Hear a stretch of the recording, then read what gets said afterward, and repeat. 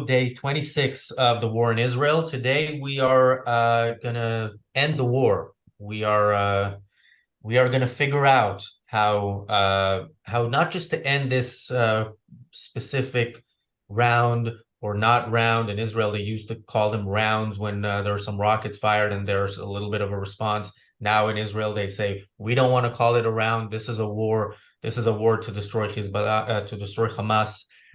We're going to talk about how long-lasting peace in the Middle East is achievable and is achievable soon, not in hundreds of years when all Islamists become objectivists. So now this is again one of those episodes where I chose the title, I chose the topic, and everybody here on the panel is kind of thrown into it. So hopefully you are all okay with it, and let's see how this goes.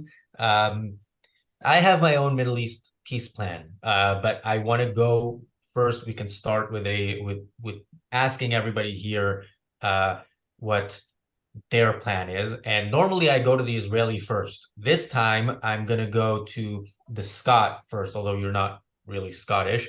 But your prime minister is, he self-identifies as Palestinian, right? So, and yeah, he also, as we've seen recently on social media, has a problem with white people as well, not just Jews. So, Morgan, do you think the Scottish government will back my Middle East peace plan before you've even heard it? No, probably not. I haven't seen. So Hamza Yousaf is who Razi's talking about. If people don't know, he's the first minister of Scotland. I haven't seen if that he's called himself Palestinian, but I know his mother-in-law is trapped in Gaza at the moment. Actually, I am part Scottish, but I probably don't sound it. So there you go. As for what if I had the solution to peace in the Middle East, I think the UN would have come to me a long time ago, and I would be stinking rich. So I don't really have a solution. All I can probably suggest is that for a long time, even before I really knew much about the history of the war in the Middle East or the conflict between Israel and Palestine, I thought the two-state solution sounded like a bad idea. It didn't seem like it was going to work. And I think that's been borne out by the facts.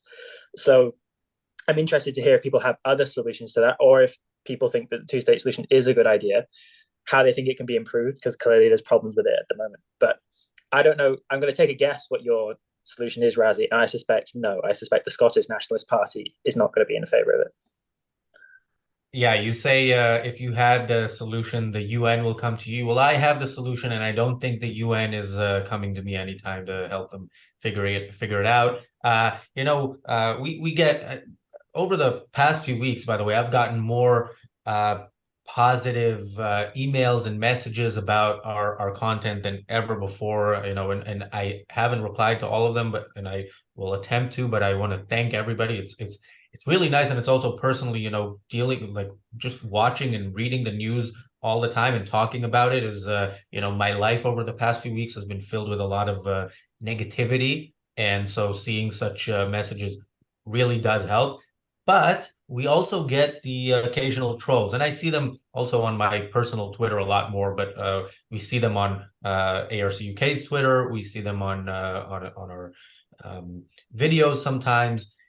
And one thing we get accused of sometimes, and I think that's probably directed at me, is about being like my views being the result of my ethnicity, as the trolls say. So I'm going to maybe continue on that theme and go to Robert and ask: do you think, on behalf of the Syrian people, who I think you've spoken on behalf of in the past on this show, do you think the Syrian people, do you, as representative of the Syrian people, back my peace plan before we get to what it actually is? Yeah, as a representative of Syrians, not just in America, but across the world, on behalf of all of the Nasers, and that includes the Nasirs, and all of my cousins across the Arabic world, I have my own idea about what peace means, but I think it will be consistent with, and so I'm going to say, even in advance of hearing it, that I wholly and completely endorse the peace plan of Rosie Ginsburg. I call on my American president, Joe Biden, to take it into consideration, which means this video needs to go viral the way that Elon Jornos and Nikos Sotirakopoulos just beat 1 million views. There's some good news. Unbelievable. 5 days, 1 million views. I thought his summer talk hitting almost 500,000 views was something, and it is. So yeah, I want to wholeheartedly endorse whatever the Ginsburg peace plan is. I have no doubt in my mind, and I'm not even being satirical at this point, that it will be better than whatever Bibi Netanyahu or Joe Biden has in mind. Yeah, and yeah, congratulations to ARI. By the way, we're aiming for 1 billion views on this video, but we will settle for 1 million for the time being, and then we can go from there. Matthew, do you think Wales has also its own government, which I don't know if it's as sorry, I should know this, having lived in this country for 15 years. I don't know if it's as kind of self-governing as Scotland, but it can certainly express its views about the Middle East and my Middle East peace plan. Do you think the Welsh government or the Welsh Nationalist Party or any other party in Wales, maybe the Green Party, do you think any of them will support my peace plan again before you've heard it? I seriously doubt it. What you're calling the Welsh National Party, Plaid Cymru, basically lean very left on most issues. I'm not aware that they may well have said something about the situation in Israel and Gaza, but quite honestly, being in London, I actually don't pay that much attention to them. I don't honestly know what they've said one way or another, but I suspect they would not agree with whatever you're going to say, Razi.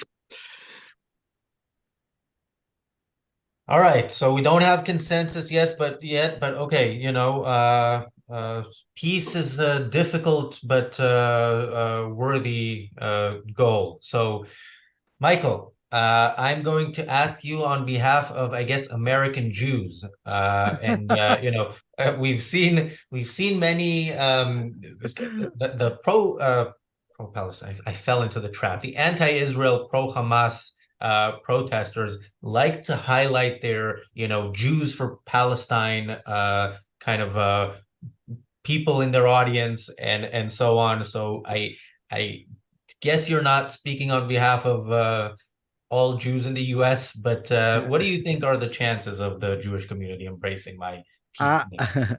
I don't think they'd have me for their speaker, and I have to apologize. I'm a little distracted. I have my 4-year-old someday to be stepson here, and he's a bit of a handful. He could probably come up with a better plan for peace than what Netanyahu's got going on, though.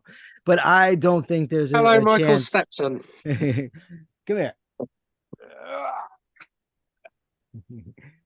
So I don't think that there's a chance that the Jewish community is going to accept your plan, Rossi, but I am eager to hear it. Well, we will hear it soon. I'm first going to go last to the person I usually go to first, who is in Israel and who, where sentiments are more pro-Israel than they are anywhere else at this time. And Gilad, you also don't know, although can probably guess my peace plan. Your thoughts on it, and and your thoughts on it being popular in Israel. I haven't heard the plan, but what I always think about when people talk about the two states solution, first of all, is the fact that there were so many opportunities for two states already, right? Like the 1947 partition plan included two states solution. They just needed to say yes and do something. Why didn't it happen? And why didn't it happen again and again? The last time was about 15 years ago. They were offered the entire West Bank and having East Jerusalem as their capital, and they still said no. So that's one thing to keep in mind. The other thing is that, and this other thing, it took me a long time to realize it, because Israel has been guarding and building all kinds of settlements in the West Bank for the last, I don't know, few decades. And it has been receiving a lot of criticism for it from the entire world and also from Israel. And I was one of the critics. Many of my friends are critics of that. But like the underlying fact under that is that there is a problem with Jewish settlements in the future Palestinian state. Everybody just accepted that future Palestinian state that everybody talk about in the two-state solution cannot exist if Israel builds settlements in the West Bank, because that future Palestinian state must have 0 Jewish settlements and Jewish citizens in it. And why? Why do they have to have 0 Jewish citizens when we have 20% of the population in Israel, even 25% as Arabs? Why is that? And the answer is that there's a difference in mentality, in philosophy, in culture, and as long as that doesn't change, there is no real solution for 2 states. So I can't wait to hear exactly what you'll tell us. Yeah. So before I get to it, thank you, Ashley Shrug, for the super chat. So an interview that Michael just published on his podcast with me, actually, this topic came up that I was a left-wing teenager, and this issue was what moved me away from the left. The issue of why, I was all for a Palestinian state and everything, but the issue of why that state can't have Jews if they want, if this is a state that's supposed to have peace with the Jewish state, it didn't really sit well. And I remember going to a protest where actually the main speaker was the head of the opposition in Israel at the time, Ariel Sharon, against the idea of removing settlements. A couple of years later, he became prime minister. A few years later, he removed forcibly settlements from the Gaza Strip. What he said, I don't remember the exact words of what he said in that protest in 1999, but we see that he was right. Because when he actually went through with it, the result is what Gaza had since become. And so yeah, I think the idea that the settlements are a problem is one of the many things that the anti-Israel side uses as propaganda to make Israel look like the bad guy. I think the two-state solution. Yeah, Gilad, you want to say something? Yeah, the crazy thing is that it's not only the anti-Israel. It's like most of the kind of, center-left Israel holds the same opinion. Basically, all of my friends and all of my family is against the settlements because it's anti-peace, because it's anti the possibility for a Palestinian state. And nobody even think about it. I didn't think about it since before I got into objectivism, that not accepting the settlements means that it's implicitly acknowledging that future state cannot have Jewish towns, despite the fact that a future Palestinian state will not have Jewish towns, despite the fact that the Israeli state, the Jewish state, has so many Palestinian citizens and Palestinians towns and cities. So that's insane. The argument that I once received for it from my dear brother, who is right now serving in reserves as like an elite unit for combating terrors in case more terrorists are gonna come in. So respect the idea, because he's actually risking his life right now. He said, yeah, I'm against the settlements because I want to give them that crazy state that they want, that will not accept any Jewish people in it, but then we're going to have a state to fight with. Like right now, we can't really fight Gaza because it's not really a state. If we will actually give them a state without Jewish people, but like with full sovereignty, then we can really bomb the heck out of them. So that is another way to look at it. So that was the argument around the discussion around the 2005 plan, or the 2005 execution of the plan to remove the Jewish settlements from the Gaza Strip and take all the soldiers out of Gaza and leave it to the Palestinians. We gave them a de facto state, and we are Israel has suffered the consequences of that decision, which were, should be enough to wake everybody up from that delusion. The settlers, they're many of them are difficult to like. Let's put it that way. They're, very crazy religious people, but the thing is, the role of the state is to protect its citizens. If they believe that the Messiah is going to come and protect them, that doesn't make them any less,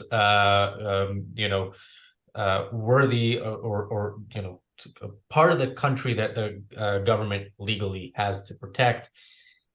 But yeah, the two-state solution is sort of a consensus in Israel. It's a consensus among the countries that Israel considers an ally. The one-state solution is a consensus everywhere else, and that one-state solution is a Palestinian state controlled by some terrorists or others, whether it's Hamas or Fatah. They are both terrorist organizations. Make no mistake about it. Only one of them committed the atrocities, or one of those two committed the atrocities on October 7th, but the other has done its share over the years and will again when called upon. And yeah, maybe this is the point where I should kind of present what my plan for a long-lasting, durable peace in the Middle East would be. And that is, first and foremost, I don't think much of this is going to be a surprise to anybody. So I think I may have oversold it. But first of all, acknowledge that Islamic terrorism is a threat, and it's a threat not just to Israel, but to the rest of the free world.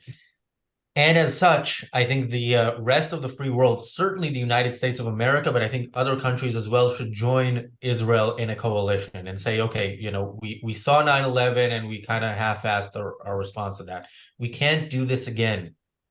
We this time we saw them do it. What they did on 9/11, which was kill as many people as they could. We saw them do this one by one, go door to door, live stream themselves on Facebook. We saw how it manifests itself. Their ideas manifest themselves in the worst possible ways. These are not people we can ever deal with as we would deal with other humans, semi-rational humans in the West. People you may agree with on some things but disagree with on others. This is not that kind of situation.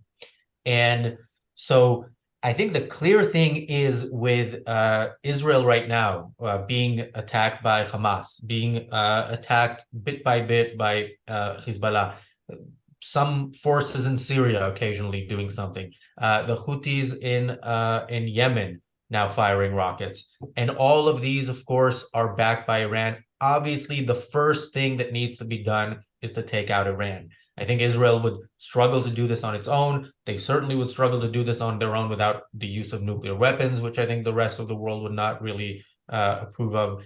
And so the first thing you do is you take out the Iranian regime, and you take out all their proxies. Their proxies will eventually bleed out if they don't have the backing of Iran.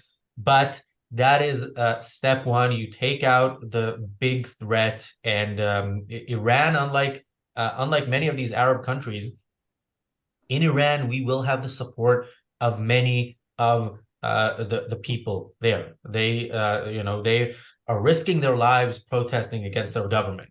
So yeah, I think that's step one. Take out Iran, take out their proxies. Step two is stop pretending that the Islamist regimes who are say they're okay with the West and claim to be our allies and have big boxing matches in their countries are somehow our friends. They are not our friends. Saudi Arabia is not a friend.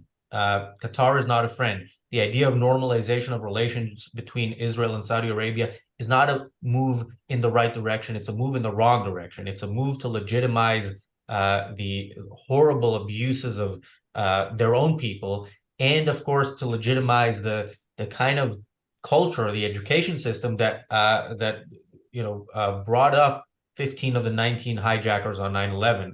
I think that's something that's quickly forgotten. So so first of all, you stop pretending they're allies, and then you, depending on who they are, certainly Qatar, for example, you treat them as enemies, and you maybe give them the chance, you give them an out, you give them what Israel is officially giving Hamas now. I was mentioning before on the Daily Objective that right before the show, I was watching Israel's defense minister in a press conference, and he said, Hamas has two options: death or unconditional surrender. Well, those two options, like door number two, should not be there when it comes to Hamas. When it comes to Qatar, I would give them the option. So I would create a situation in the Middle East where people really understand that their options are death if they want to go fully consistent with Islam, the Muhammad way. Then they will go meet their virgins imminently, or they can surrender their way of life, surrender the culture, and become civilized Western people, or again, we will eliminate the threat before it materializes. Morgan, as that has been presented, is Hamza Yusuf? Do you think? Do you think I convinced him? I know he's a regular viewer of our channel, so I'm sure he's watching live right now. No, I don't think you will have done, since I think the SNP is in favor of institutionalized ethnic violence. But okay, so taking out Iran, I think that's probably true. They're funding the sources of instability, of other instability in the region. I think that makes sense. And changing the way of life, I think that's true. But I think that's the more fundamental point. I think perhaps Iran is the kind of short-term practical thing that needs to be gotten rid of, if that makes sense. I don't know why I'm saying practical, but the longer-term fundamental thing, if that's the right way to put it, is a changing of the way of life. And you put it that they need to become civilized people. I think that's true. And I think particularly what would need to happen then is a rejection of a couple of things. And there's a couple of things that make the solutions in Israel impossible, whether it's a two-state solution that you want or a one-state solution. I think part of the reason why those become almost impossible suggestions is because of an embrace of ethnic racial violence, and a belief then concomitant with that of the use of force. So, for example, if I were to say to some people, I think a one-state solution is the right way for Israel to go to bring long-lasting peace, invariably what gets brought up is, well, what you're going to have then is the Arab population having a much higher birth rate than the Israeli population, and the Arab population is very anti-Semitic, so then they're going to just enforce a kind of anti-Semitic government upon the region. And I don't know whether that's actually true, but the reason why, let's say that's a feasible problem, the reason why that's true is because there's an acceptance in the way of life of anti-Semitism, of ethnic violence, and the idea that you can use violence to achieve whatever aims that you want. So I think that your peace plan is right in the sense that what would need to happen is a fundamental change in the way of life. I don't know how you achieve that. I think that's very difficult, but I'm interested to hear what everyone else has to say. Yeah, I also think it's difficult. By the way, just not going to get into the details, although I've gotten into them in the past, and I'm happy to if it's of interest. My idea of a one-state solution doesn't involve the people in Gaza or in the West Bank voting in Israeli elections anytime soon. I think it'll be many, many decades if that ever happens, before it does. Robert, your thoughts on the plan for peace in the Middle East? Yeah.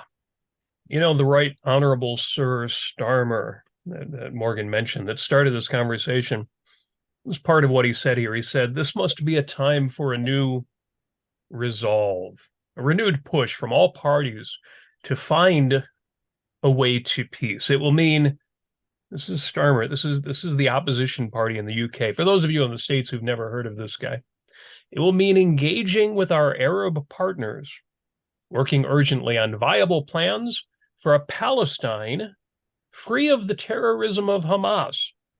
He didn't say for a Gaza, a West Bank, no, a Palestine. He goes on, it will mean engaging with Israel, seeking to address its security concerns in the future, but showing clearly that settlement building is unacceptable, unlawful, and has to stop. This is the guy. You know, given the present situation and his premise, there's just no solution. He's explicitly multicultural. He's explicitly pragmatic. He adopts cultural relativism. What could possibly be done? We cannot change the desires of the Gazan and West Bank communities, call them what you will, to drive the people of Israel into the Mediterranean Sea. Why on earth would Gaza or the West Bank accept a two-state solution now after 75 years of saying no? No, it's not good enough so long as one Israeli, so long as one Jew continues to live on this property. Why would they accept that now? What makes anybody think that a two-state solution is going to be a solution? The Islamists want a one-state solution. They want the elimination of Israel and the creation of an Islamic state of Palestine. Not just Palestine, an Islamic state of Palestine. Ethnic, religious. Neither of those are there any rational answers to. It's why I suggest a one-state solution. Now, there are great objections to that. Gilad, you have mentioned the numbers argument, and I totally understand that. The kind of one state that needs to be imposed on the people of that area is exactly the kind of solution that was imposed on Japan after World War II. It's exactly the kind of answer that needs to be imposed on the German people. Even the kind of solution that was imposed on the Southern American people following the Civil War. This is war, and there is only one way that a war can end. Somebody wins, somebody loses, and the winners, if there's to be a lasting peace, will impose freedom. It sounds paradoxical, but it is the only solution, is that we impose. I say we. Why would I say we? This is the United States. I'm not part of Israel. No, we who accept that individual rights are the only lasting, valid kind of government, impose this. And you would have the kinds of respect for rights where any crimes, I was going to say uprisings, but even at the individual level, will not be tolerated. And they won't be dealt with in a warlike fashion. They will be dealt with in a criminal fashion, because you will have a state of individual rights. You can say, well, this isn't practical for this reason. You can't do this because the people are Jewish. You can't do this because the people are Islamic. You can't do this for cultural reasons. You can't do this for religious reasons. If you're going to throw that in the mix, then there is no solution. And we continue on as we are. We put down this uprising. We slaughter people who well deserve it. Doesn't matter. The numbers don't matter. 10 years from now, it all happens all over again. 20 years from now, it happens all over again, except with nuclear weapons and robotics and artificial intelligence in the mix. The only solution is reason, a culture of individualism, individual rights, capitalism. If you cannot take the people of that region and drag them kicking and screaming into the 21st century, then don't even bother talking about solutions. One state, two states does not matter. If you're just going to accept that, if you're going to say, no, you can't change a culture, you can't change a people. A, the counterexample is everything that happened after World War II. And B, accepting that premise, there's nowhere to go from here. And while I'm on my soapbox, because I know Rosie won't do it, I want to say the ARC UK, the Ayn Rand Center, United Kingdom, it's really the Ayn Rand Center worldwide, but the headquarters in the UK is doing amazing work during these times. I often say, people who follow me on Facebook know, you can't spend all of your time on the war. You can't, give up your life for the war. Well, there is a time to say, no, this is about the war. And that's what the channel is right now. It is great work being done. Razi, I know you don't want fundraising during these times, so I won't do that, except I kind of will. Because I've got to thank Ashley Shrugged for putting in a super sticker, a super chat. Very much appreciated. Folks, thank you for supporting the ARS UK during these times. I think we should change the name of the channel to Throw Money. That's what we need, is your resources. It's not just about keeping the offices of the Ayn Rand Center UK open. It's that moral support. It's about people willing to stand up and say, yeah, I support this. I support Israel. I support whatever we need to do, both to address what happened on October 7th and to make people understand that the answer to what happened is reason, individual rights, capitalism, respect for the individual. Okay, done on my soapbox. I'm going to continue to fight for a one-state solution where Israel, cultural Israel, Western Israel, runs that country, and anybody who would upset that is dealt with in the manner they must be. Again, not by pogroms, by ethnic cleansing, by anything like that. But that's not what Israel does. It can be done. There are ways to safeguard that against the majority taking over. You don't make it just a democracy where, well, now that there's 5 million more Arabs than there are Jewish people, they take over. No. I know you think, well, over the course of time, that's what's going to happen anyway if they're in the majority. There is no alternative. Okay, soapbox done. Thank you. I appreciate that. And I join you in thanking Ashley Shrug. You didn't thank Robert Naser, who sent a super chat. I think we've already discussed that being on the show and super chatting at the same time could cause a glitch in the matrix, but we appreciate it anyway. Jason Adams also sends a super chat, and John Wass sends a super chat. He says, I fully support Razi's peace plan. However, Iran just became chair of the UN Human Rights Forum on Thursday.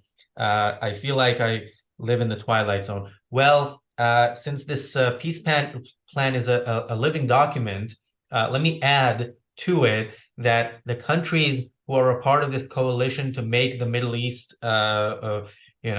free and rational should also leave the United Nations and set up an alternative, a rational, free alternative, and let the tyrants, vote among themselves in their own United Nations. As I suggested a few days ago, it could be headquartered in that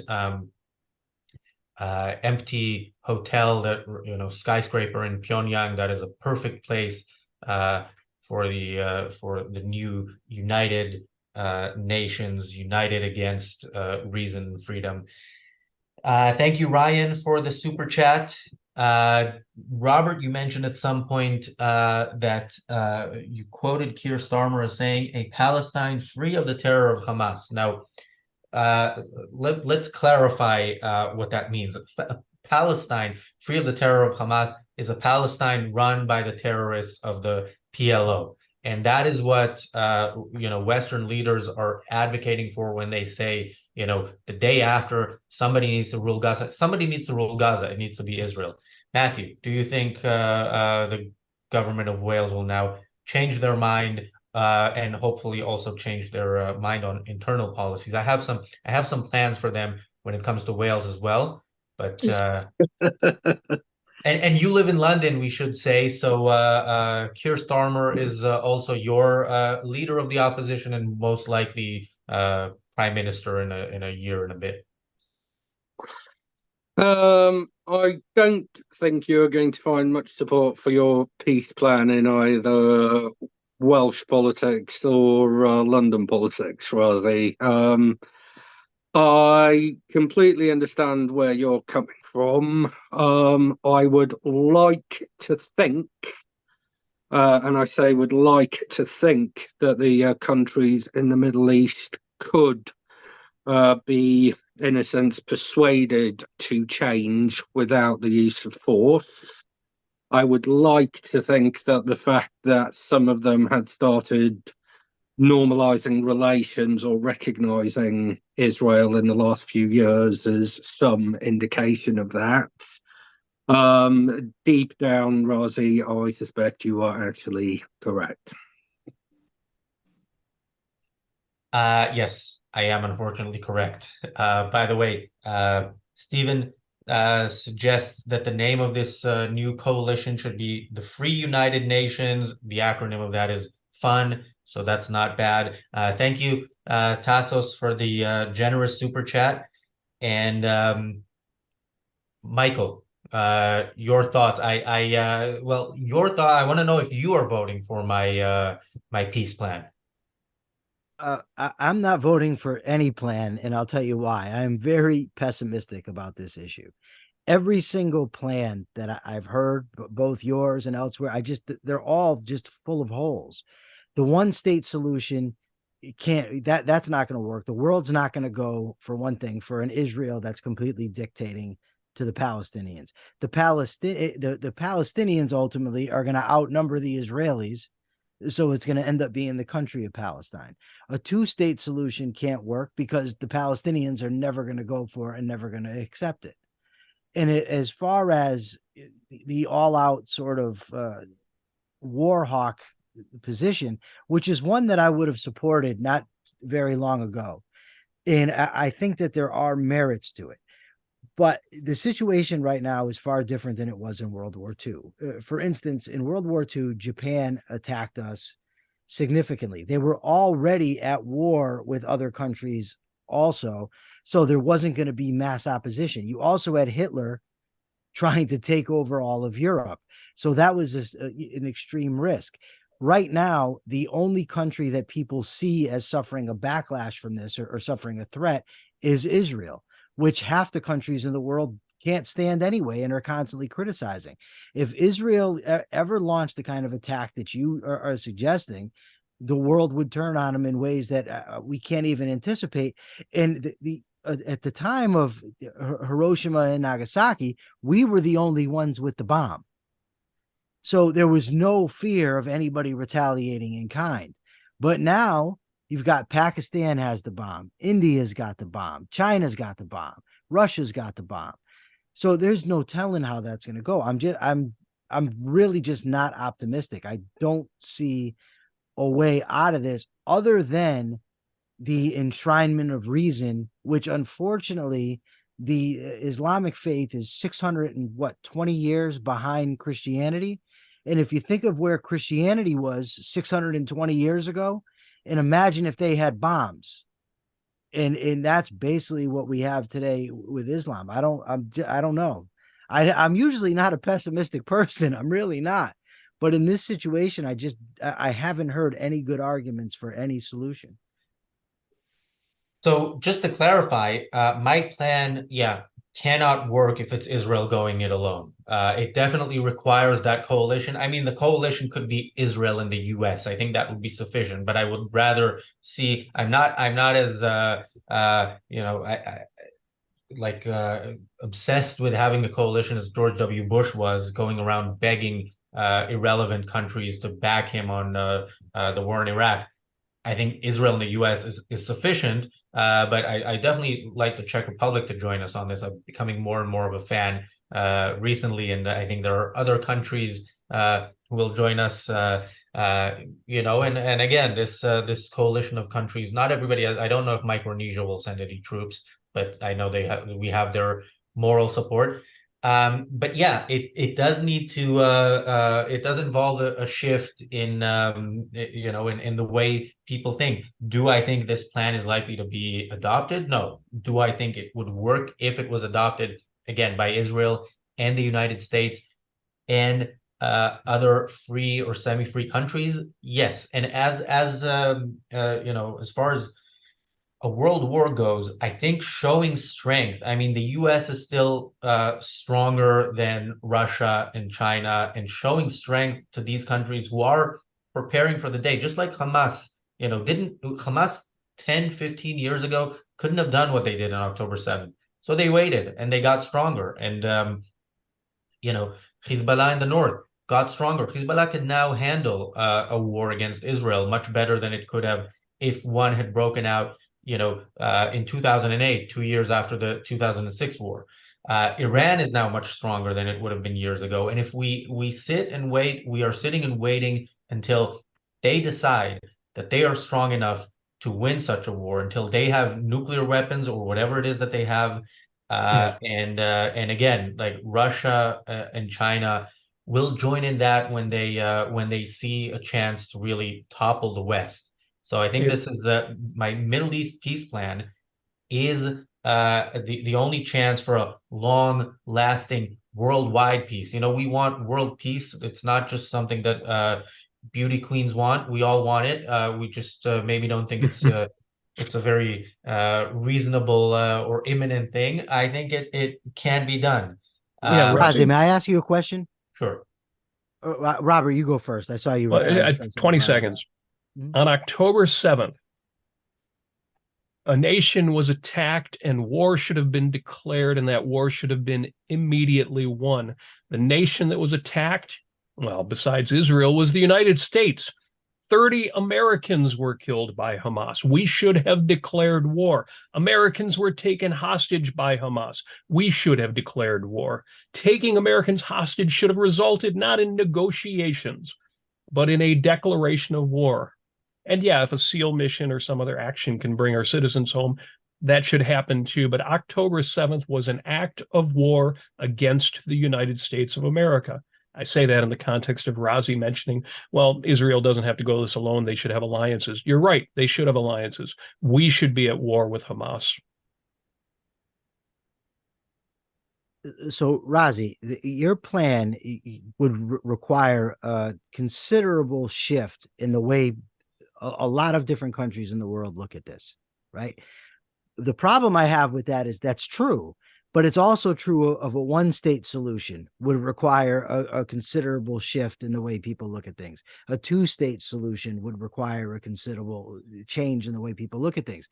And that's the problem. Any of these solutions can work if people would change the way that they think. The problem is we're dealing with primitive faith healers who they think they're going to go see 72 virgins or whatever it is, and you're not going to reason with them. And there's a lot of countries in this world that are called civilized that run to their defense. I mean, look how many people in America that are so concerned about the plight of the Palestinians. A friend of mine called me this morning after he listened to our interview, and he said to me, Mike, he said, did that guy just say that the Palestinians wouldn't let Jews live in a Palestinian state? I said, yeah, that's exactly what he said. He said, and all these people are over here supporting them? He said, what happened to all their diversity stuff that they're always talking about? If people are willing to live with that kind of contradiction, I just don't know how you get across to them. And that's ultimately, I think, the root of my pessimism. Yeah, and again, like if this is to be adopted, people will have to be rational in the way they think about this. And of course, what we do on this channel, and not just at a time of war, is we try to move people in that direction on everything. And that is, we know that changing the culture on that is a very long process. I said we're aiming for 1 billion views on this video. Even if we get them, I don't think that changes the culture. Although it's better than 100 views in that sense. So yeah, everything you say, I agree with. Like it requires a shift in thinking that I don't see happening. And in Israel, I now hear people being more rational in their approach to how Hamas should be dealt with. Reality hit them in the face, and now they are accepting it on that one thing in between, prayers and whatever else is being done. Now, again, as I mentioned, this isn't happening without the U.S. Even with the U.S., I don't know if it's happening, but yeah, I am unfortunately not a U.S. citizen, definitely not a natural born one. I can't run for president. I can run for Prime Minister of Israel. Gilad, do you think this plan will give me not just the victory, but will my party be the first ever with a straightforward majority of 61 seats at least in the Knesset? I wouldn't bet on it. No. I did want to comment on 3 points. The first one is about the numbers issue of that future one state solution. Yeah, it cannot have all the Arabs as citizens as it is right now, because already right now we have about 7 million Jewish people in this entire territory of Israel, Gaza, Western Bank, and about the same number of Arabs, Palestinians. So it's pretty much 50-50 already if we gather them all up and give them voting rights. So that is a no-go, not because there is a problem with a country of both nationalities, but because one culture of the Palestinians is completely evil. And I think it really shows in, they keep on saying from the river to the sea, Palestine will be free. They want to push us to the sea.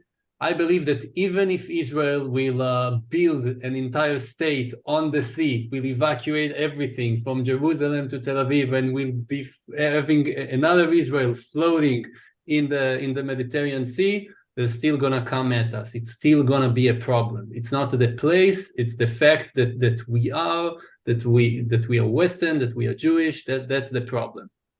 And yeah, I do agree with Razi that some, and with all of you, I guess, that something deep needs to change in the culture, in the way that other countries view this issue. But I am more hopeful than you, Michael, because I believe that clarity is really infectious. Like, it really can cause everybody else to start realizing that, okay, this is the way that you should be, that the country should deal, a free country should deal with terrorist organizations and totalitarian countries. It should state clearly, you are my enemy. I'm not accepting the way you conduct your business, this other country. And any act of aggression is gonna be answered with more aggression. That clarity, I think if Israel and the United States will have that, I think more countries will join. I am optimistic. And another point that in my mind connects to that is that that clarity of freedom and of like rational self-defense and selfishness in general, it needs to be practiced in foreign affairs, but also obviously in the country itself. I think one of the issues is like of really opening up the borders of every free country to anyone who wants to move into it. If you know, of course, that he's not a terrorist, like you do have to screen them, but like just to open it. So even in that future one state that Israel is gonna form, I imagine that Palestinians that are gonna not really be citizens of it, but are going to be controlled by Israel. I imagine a process where they can show that I have learned English, I have learned in school, I am a software engineer, I want to live my life, so they can show that to the bureaucracy of that government and become a citizen, or at least improve the situation. And I think that is it's so crucial, because in the name of freedom, you are flexing your muscles and you are attacking anyone who is a danger to you, but at the same time, you make it clear that I'm not looking for war. I'm looking for peace. Anyone who is peaceful can join forces with me, whether it's another country that is peaceful, or whether it's every individual that can prove that is welcomed in this country. I do want to quickly say on the issue of number, the numbers, the number of people in Gaza, the number of people in the West Bank. I mentioned this when we talked about what a post-war Gaza would look like a few weeks ago. I think the population of Gaza needs to be reduced significantly. And in part, that will be because if Israel fought this war, as I think it should, many, many people would die. And I think many of the rest should be let's say, strongly encouraged to go elsewhere, as in not allowed to stay. So, but yes, whoever does remain would live under a military occupation for a long, long time, where, yeah, they certainly won't be able to vote and won't be able to do many other things. These crimes and the way of life that led to them will need to come at a price. James Valiant, with a super chat, says, if Michael can speak for American Jews and Robert for Syrians, then I can speak for all Protestants. We must advocate for the ideal solution, even if the world would accept it right now. Go Razi. Yeah, I think my plan has almost received as many votes as Israel did in the UN General Assembly a few days ago on that resolution. So we're headed in the right direction. We have a few minutes left, so I'm going to go for one last round to everybody for any last comments. Morgan. I have a few more things that if we had more time, I'd want to kind of get into about your plan. I think I don't have any solutions and I don't have a tremendous amount to say. I just maybe food for thought to people about how to solve these kind of issues, because I was trying to think about what would be another example of a situation like this that would be closer to home or that I know more about. And in the context of my country, it would be in Ireland, which is a place where the problem is solved, quote unquote. It isn't actually solved, but people believe it is solved. And I think if people want to look for a solution in Israel, look at what happened in Ireland, look at the solution that was offered, whether it actually is even solved. I don't think the issue in Ireland is solved whatsoever. Look at how the British government gave in to a terrorist organization and so on and so forth, and look at the violence that still goes on, the racism that still exists. And consider, also as well, consider, as much as I think there's really terrible things that happened in the settlement in Ireland, consider how the situation may even be slightly better, even those terrible things happen. Really think about it in depth and find other examples. And I think that thinking about those other contexts would be a useful way to find or to think of your own solution for the situation in Israel. So just food for thought. Matthew. Just picking up on something you said a moment ago, Razi, about trying to encourage the Palestinians to leave. There's nowhere for them to go. Egypt doesn't want them.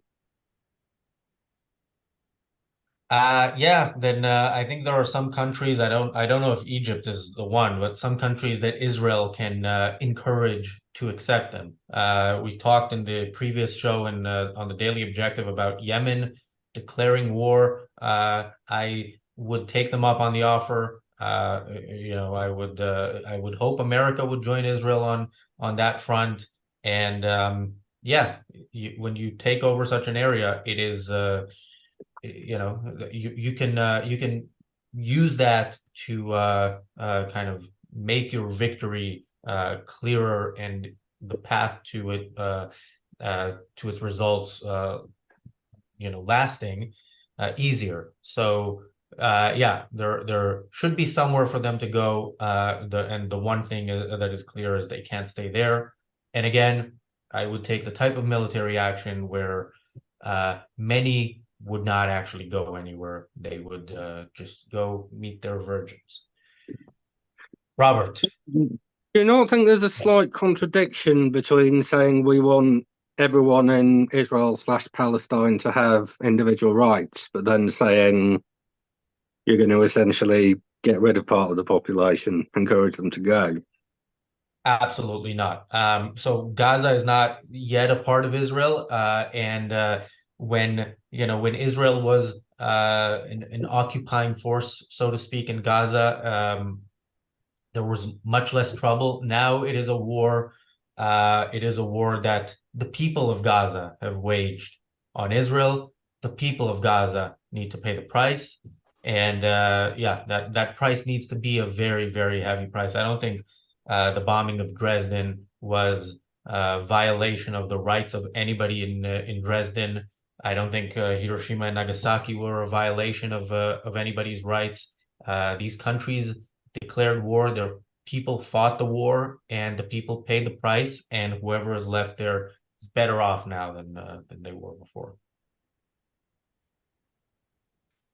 Yeah, if I could, I think we might have missed Walter. Walter, who's been a regular supporter of the ARCUK, was in with a super chat. Thank you for that. And also, James pointed out there was a typo, which unfortunately we read straight through in his chat when he said, we must advocate for the ideal solution, even if the world would not accept it right now. And that's absolutely true. But when you talk about the ideal solution, well, the ideal solution is reason, individual rights, capitalism. Michael is quite right to point out, yeah, none of these solutions that we're talking about are without their objections. They would all fail for this reason and that reason. The only thing I would take issue is the implication, well, okay, then there isn't a solution, and where, where do you go from there? The filling in the blank is whichever solution, one state, two state, call it what you will, do what you will. You do the best you can given what is an impossible situation. The alternative is Israel slams Hamas, beats them down, puts them out of business, leaves the Gazan Strip the way it is, the West Bank the way it is, another organization, another PLO type organization, Hamas type organization, ISIS type organization, Hezbollah organization, it doesn't matter. So long as their goal is to wipe out the state of Israel, takes over in Gaza. And again, we revisit this in 5 years, 10 years, 20 years. Michael's absolutely right. Every one of his objections has weight. There is no alternative, though. You've got to win this war. You've got to do the best you can, given the situation we're in. You've got to continue to fight the cultural war. As James Valiant says, we must advocate for the ideal solution, even if the world would not accept it right now, meaning even if there are going to be issues, even if not everybody's going to accept what is done. We know that in advance. What is the alternative? What else can you do? Imagine if in the United States right now, Native American, we have reservations, we have communities of what we used to call Indians, Native American population. Imagine if they just decided they were mistreated 275 years ago and started a military attack on Washington, D.C., or on the United States in general. What would we do if the Indians rose up against America? Well, they were treated badly 275 years ago. What difference does it make that the time scale is 75 years ago and the Palestinian people, what they called the Palestinian mandated Palestine, a British protectorate at the time, decided they weren't treated right? So Michael, Gilad, I know you'll have more to say than you have time to say it, because we have less than a minute. We have a hard stop. We have a briefly objective premiering in a minute, but this is a topic where, you'll both be back. We'll discuss it more. Michael, any quick last thoughts?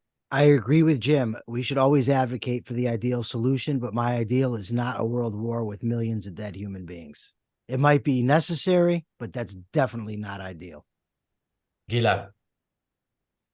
I think the relocation is a super thing that we should do. And I saw a few pictures. I hope that you can see it.